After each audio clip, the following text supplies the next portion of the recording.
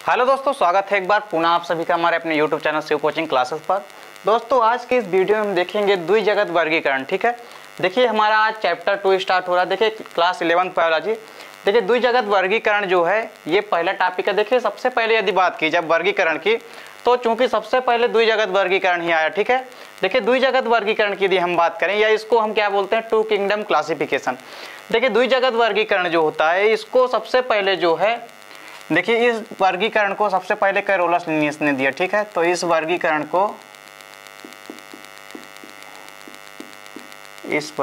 को Carolus Linnaeus ने दिया।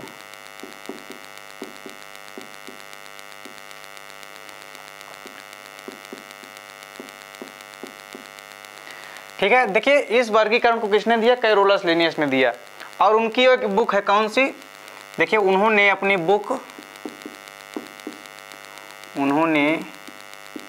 अपनी पुस्तक सिस्टेमा नेचुरी, देखिए इनकी एक बुक है जिसका नाम क्या है, सिस्टेमा नेचुरी।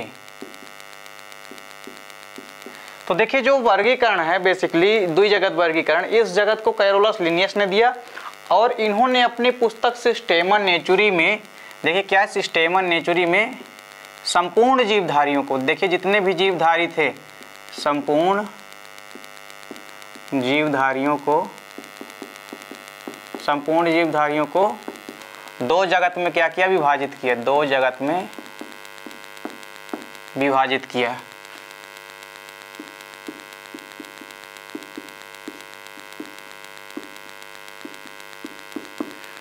तो देखिए इस वर्गीकरण को कैरोलस लिनियस ने दिया और इन्होंने क्या किया कि जो अपनी पुस्तक है सिस्टेमा नेचुरी, तो उसमें संपूर्ण जो जीवधारी थे तो संपूर्ण जीवधारियों को उन्होंने दो जगत में विभाजित किया।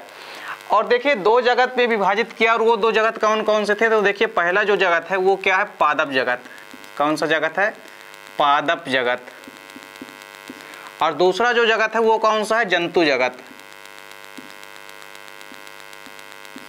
जंतु जगत, देखिए पादप जगत को हम क्या बोलते हैं, प्लांट किंगडम बोलते हैं। क्या बोलते हैं, प्लांट किंगडम। वहीं जंतु जगत को हम क्या बोलते हैं, एनिमल किंगडम।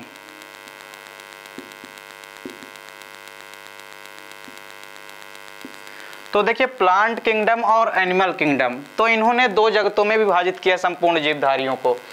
तो प्लांट जगत और जंतु जगत, यानी कुल मिला के इन्होंने दो जगत में विभाजित किया, इसीलिए इस वर्गीकरण को हम क्या कहते हैं, द्विजगत वर्गीकरण कहते हैं। तो देखिए आपको यहाँ पे दो तीन चीजें याद रखनी है कि ये जो द्विजगत वर्गीकरण है इसको दिया किसने, तो किसने दिया द्विजगत वर्गीकरण, कैरोलस लिनियस ने दिया। दूसरी चीज आपको क्या रखनी है कि इनकी जो पुस्तक है उसका नाम याद रखना है, कौन सी, सिस्टेमा नेचुरी। इसके बाद देखिए कौन से दो जगत में विभाजित किया, तो प्लांट किंगडम और एनिमल किंगडम, यानी पादप जगत और जंतु जगत। अब चूंकि पादप जगत और जंतु जगत है तो यहाँ पे इनकी हम विशेषताएं देखते हैं कि पादप जगत और जंतु जगत की विशेषताएं क्या है, यानी इनमें क्या चीज उपस्थित है, क्या चीज अनुपस्थित है। ठीक है, तो पादप जगत की विशेषताएं देखेंगे पहले हम, फिर इसके बाद किसकी देखेंगे, जंतु जगत की विशेषताएं देखेंगे। तो सबसे पहले देखिए हम क्या देखते हैं, पादप जगत की विशेषताएं। ठीक है,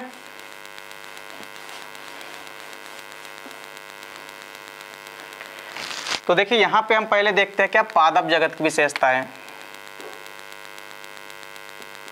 पादप जगत की विशेषताएं। तो देखिए पादप जगत की विशेषताएं यहाँ पे हम देखेंगे। तो सबसे पहले यदि बात की जाए तो पादप जगत जो है, देखिए इसमें जो है, देखिए सबसे पहले तो क्या होता है, पादप कोश की यदि हम बात की जाए तो इसमें सेल वाल का मतलब समझते हैं, इनमें कोशिका भित्ति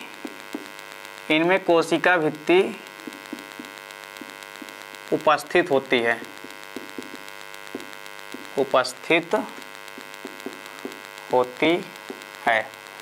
देखिए कोशिका भित्ति, ये इनमें जो है कोशिका भित्ति या इसको हम क्या बोलते हैं, सेल वाल। तो देखिए इनमें कोशिका भित्ति या सेल वाल जो है वो उपस्थित होती है।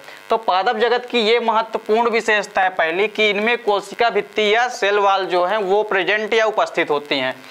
इसके बाद देखिए जो दूसरी विशेषता है और महत्वपूर्ण विशेषता है क्या है कि देखिए इनमें क्लोरोफिल पाया जाता है। ठीक है, इनमें जो है देखिए इनमें क्लोरोफिल, क्लोरोफिल का मतलब समझते हैं, इसको क्या बोलते हैं, हरित लवक, हरित लवक। तो देखिए इनमें क्लोरोफिल या हरित लवक जो है वो पाया जाता है, ठीक है, इनमें क्लोरोफिल पाया जाता है, इनमें क्या होता है, क्लोरोफिल पाया जाता है, जिस कारण से ये अपना भोजन स्वयं बनाते हैं, जिस कारण ये अपना भोजन स्वयं बना लेते हैं, ये अपना भोजन स्वयं बना लेते हैं।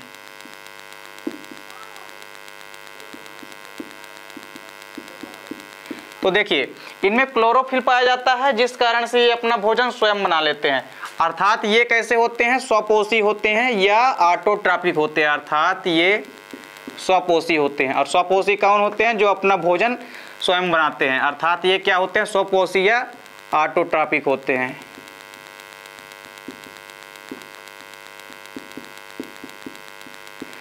तो देखिए दूसरी इंपॉर्टेंट विशेषता क्या है कि इसमें क्लोरोफिल जो है पाया जाता है, जिस कारण से ये अपना भोजन स्वयं बना लेते हैं, अर्थात ये कैसे होते हैं, स्वपोषी होते हैं, ठीक है। तीसरी विशेषता क्या है पादप जगत की, कि देखिए इनमें जो भोज्य पदार्थ होता है, ठीक है, देखिए जो भोज्य पदार्थ होता है, इनमें भोज्य पदार्थ या हम कह सकते हैं देखिए संचित भोज्य पदार्थ, इनमें जो संचित भोज्य पदार्थ होता है, ठीक है, संचित भोज्य पदार्थ, देखिए इनमें संचित भोज्य पदार्थ जो है स्टार्च के रूप में होते हैं, ठीक है, स्टार्च के रूप में होते हैं।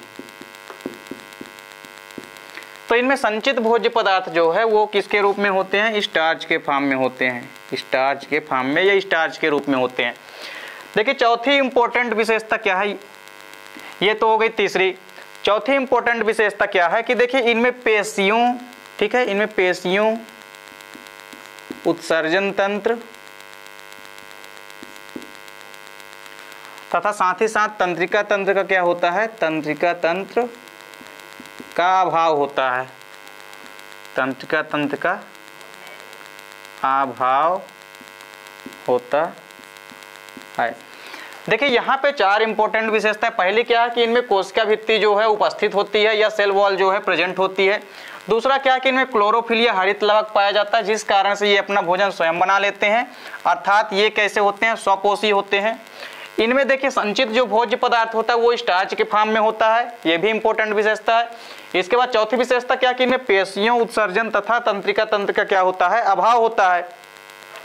अब देखिए इनमें पांचवी विशेषता क्या होती है, देखिए इसकी पांचवी इंपॉर्टेंट विशेषता क्या होती है कि ये जो है इनमें जो गति होती है यानी जो लोकोमोशन होता है इसका जो है अभाव होता है एक तरह से।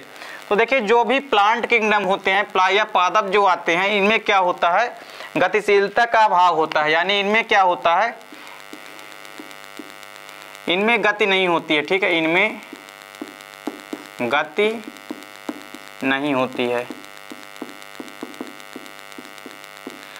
तो देखिए इनमें मूवमेंट या गति जो होती है वो क्या होती है, एब्सेंट होती है। तो पादप जगत की क्या विशेषता है कि पादप जगत पे जितने भी प्लांट आते हैं इनमें क्या होती है, गति नहीं होती है, यानी ये एक स्थान से दूसरे स्थान तक नहीं जा पाते हैं। देखिए इनकी छठवीं विशेषता क्या है कि इसके अंतर्गत कई सारे जीव आते हैं, ठीक है। देखिए इसके अंतर्गत कौन कौन से आते हैं, तो पादप जगत के अंदर देखिए शैवाल आते हैं, ठीक है, शैवाल को हम क्या बोलते हैं, एल्गी बोलते हैं, ठीक है, एल्गी।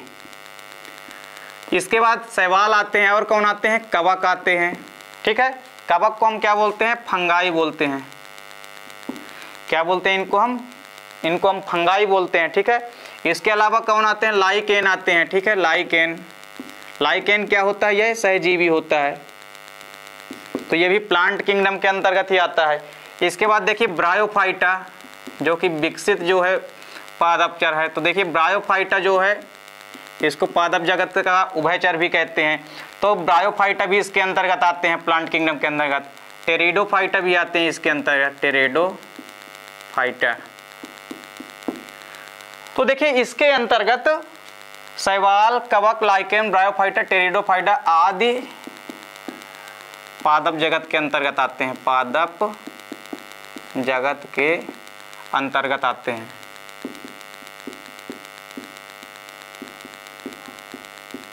तो देखिए यहाँ पे कितनी चीजें आपको याद रखनी है कि शैवाल या एल्गी, इसके अलावा फंगाई, लाइकेन, ब्रायोफाइटा, टेरिडोफाइटा आदि जो है पादप जगत के अंतर्गत आते हैं।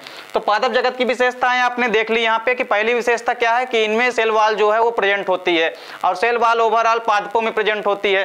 देखिए इसके बाद जो दूसरी विशेषता थी वो क्या थी कि इनमें क्लोरोफिल पाया जाता है, जिस कारण से अपना भोजन यानी फूड का फॉर्मेशन जो है स्वयं कर लेते हैं, अर्थात ये कैसे होते हैं, ऑटोट्रॉपिक या स्वपोषी होते हैं। तीसरा क्या था इनमें कि उत्सर्जन तंत्र और इनमें तंत्रिका तंत्र और इनमें पेशियों का क्या होता है, अभाव होता है। और एक विशेषता क्या है कि इनमें गति नहीं होती है। देखिए इसके अंतर्गत एग्जाम्पल कई सारे आते हैं, जैसे शैवाल हो गया, कवक हो गया, लाइकेन हो गया, ब्रायोफाइटा और टेरिडोफाइटा। चलिए इसके बाद हम देखते हैं जंतु जगत की विशेषताएं। तो देखिए जंतु जगत की विशेषताएं यहाँ पे हम देखेंगे, यानी कैरेक्टरिस्टिक्स ऑफ एनिमल किंगडम। तो देखिए एनिमल किंगडम या जंतु जगत की विशेषताएं यहाँ पे हम देखेंगे, ठीक है।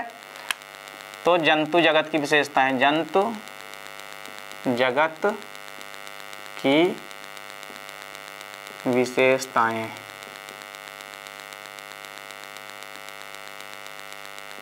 ये देखिए तो जंतु जगत की विशेषताओं में देखिए मुख्य विशेषता क्या है कि इनमें क्या होता है, इनमें जो है सेल वॉल जो है, इनमें सेल वॉल या कोशिका भित्ति जो होती है वो अनुपस्थित होती है, वो अनुपस्थित होती है।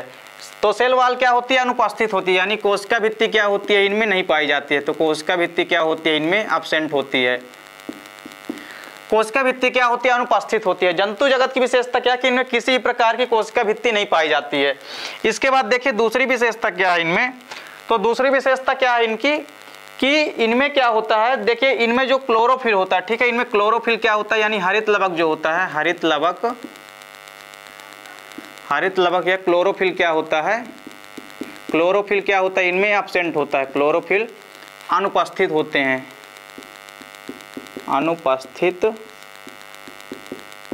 होते हैं, जिस कारण से ये क्या होते हैं, अर्थात ये परपोषी होते हैं, अर्थात ये क्या होते हैं, परपोषी, यानी अपने भोजन के लिए ये किसमें आश्रित रहते हैं, दूसरों पर आश्रित रहते हैं, अर्थात ये परपोषी होते हैं। देखिए इनमें हरित लवक या क्लोरोफिल अनुपस्थित होते हैं जंतु जगत में, अर्थात ये क्या होते हैं, परपोषी होते हैं, यानी भोजन के लिए दूसरों पर आश्रित रहते हैं। तीसरी विशेषता क्या है देखिए एनिमल किंगडम की कि इनमें जो संचित भोज्य पदार्थ है, इनमें संचित भोज्य पदार्थ जो है, संचित भोज्य पदार्थ जो है, इनमें संचित भोज्य पदार्थ ग्लाइकोजन के रूप में होता है।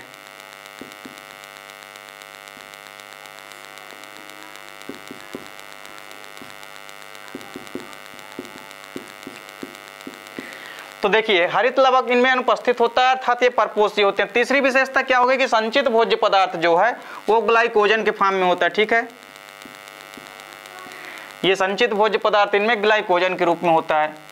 और इनकी चौथी मुख्य विशेषता क्या है कि इनमें पेशियों, देखिए इनमें पेशियों, उत्सर्जन तंत्र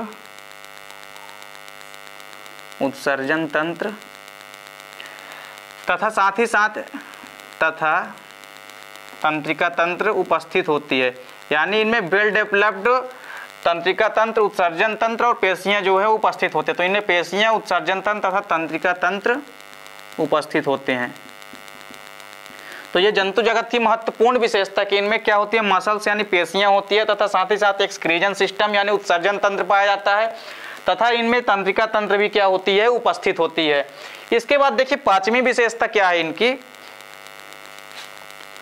जंतुओं की जो सबसे महत्वपूर्ण विशेषता है, ठीक है, इनमें क्या होता है, लोकोमोशन यानी इनमें गति पाई जाती है, ठीक है, इनमें गति पाई जाती है, यानी ये एक स्थान से दूसरे स्थान तक चल सकते हैं। अब देखिए इनकी छठवीं विशेषता क्या है कि यदि हम इसके अंतर्गत बात करें तो इसके अंतर्गत देखिए कौन कौन से आते हैं। तो यदि एनिमल किंगडम के अंतर्गत हम बात करें तो इसके अंतर्गत जितने भी प्रोटोजोअन्स होते हैं, ठीक है, प्रोटोजोअन्स मतलब जितने भी एक कोश की जीव आते हैं, ठीक है। इसके अलावा देखिए जितने भी आकाशेरुकी प्राणी हैं, आकाशेरुकी प्राणी यानी कि इनको हम क्या बोलते हैं, इनवर्टिब्रेट बोलते हैं, ठीक है, आकाशेरुकों को हम क्या बोलते हैं, इनवर्टिब्रेट। और जितने भी कशेरुकी प्राणी होते हैं, ठीक है,